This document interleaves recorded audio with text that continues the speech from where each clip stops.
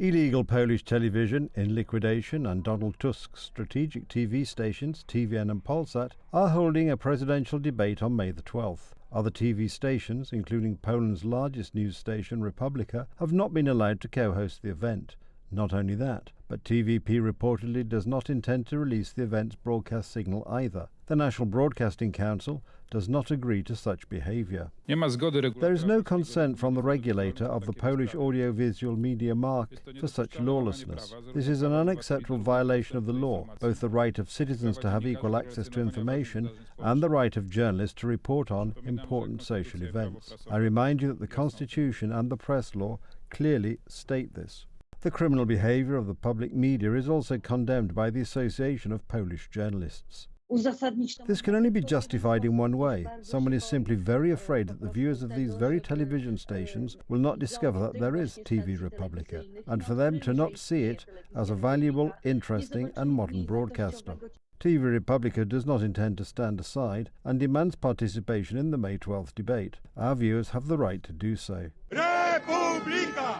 The idea is that we should co-participate, ask questions, set conditions together with others. Well, unless the conditions are set only by Mr. Trzaskowski, and those there broadcast what he tells them to. Well then, indeed, there is no place for us. If it is otherwise, then they should invite TV Republika. But I am afraid that this is a purely political project and has nothing to do with debate and freedom of speech.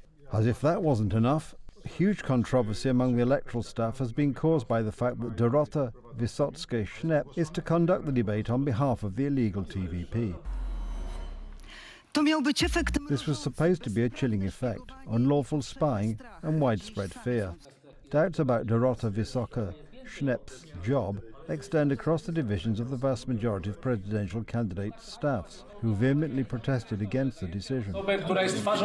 You give a person who is the face of this propaganda, the face of the propaganda that is going on right now in Polish television, that is currently in liquidation. Ms. Schnepp is the face of the propaganda, and appointing her is also detrimental to television itself. It is ridiculing the debate itself because later everything that is said at the debate is undermined by the fact that this lady was conducting the debate. In 5 minutes, I am able to find 10 statements by Ms. Schnepp, editor, which indicates that she is extremely committed to one side of the political debate.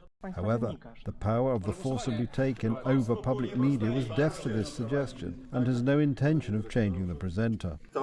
It is the TV station that chooses the journalist who leads. There was even a spontaneous vote among staffers to dismiss the presenter. Representatives of as many as 8 candidates voted to remove Dorota Wysocka-Schnepp from the debate. TVP announced that they would make the final decision by 12 p.m. today. However, hours passed and there was no announcement. It is worth explaining why the figure of this particular TVP journalist is so controversial. Dorota Wysocka-Schnepp's husband is Ryszard Schnepp, currently Chargé d'Affaires of Poland in Italy, on the orders of Donald Tusk's government. In addition, the last time she co-hosted a debate during the elections to the European Parliament, she and Justyna Dobrosz-Oracz provoked an embarrassing situation when, at the end of the event, without prior notice to the participants, she asked a question in English, to which the only one to react was Primus Boris Budka, which smelled of a setup. At the end of this debate, you can say your goodbye message in English. We give you a chance to impress your voters. Anybody? Yes, of course.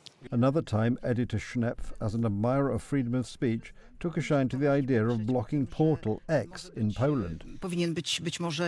Should perhaps X also be blocked in Poland, for example, for the time of the election campaign, or is it beyond our capabilities? And on top of that, on this despicable portal that she wants to block, she shared a hateful post hours ago in a brutal way attacking some of the presidential candidates. 3 of the Law and Justice puppets staged to fight the task-focused Trzaskowski, sipping from their beaks before the debate.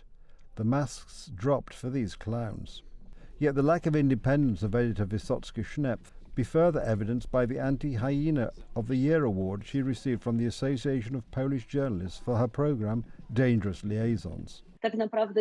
Many of her programs deserved the Hyena of the Year or even the Hyena of the Decade. I'm not surprised that so many committees are protesting against the participation of this lady editor in any presidential debate. This is not the first time that the illegal TVP has become an anti-hero of recent debates. During the Super Express program, the illegal director of the Television Information Agency, Grzegorz Sajo, was placed in the zone for election staffers in a manner that is incomprehensible to this day.